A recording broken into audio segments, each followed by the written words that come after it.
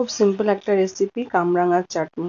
এর জন্য আমি বাটিতে সর্ষের তেল গরম করে এতে আমি 1 চামচ সর্ষে আর 1 চামচ পাঁচফোড়ন দিয়েছি। এরপর আমি কামরাঙাটার শিরগুলো একটু কেটে নিয়ে গোল গোল করে কেটে দিয়েছি। দেখুন দেখতে কেমন স্টার স্টার লাগছে।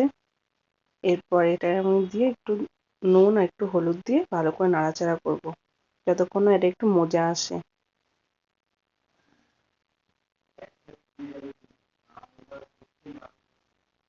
একটু মজে এলে সেদ্ধ হয়ে যাবে তখন এতে আমি চিনি দিয়ে দিয়েছি। চিনিটাকে এবার আমি নাড়াচাড়া করে দেবো যতক্ষণ না এটা গলে যায়। এর থেকেই জল ছেড়ে এটা সেদ্ধ হয়ে যাবে আর চিনিটাও গলে যাবে। খুব দারুণ স্বাদের খেতে হয়। ভালো লাগলে বাড়িতে ট্রাই করবেন। আমার কামরাঙার চাটনি রেডি।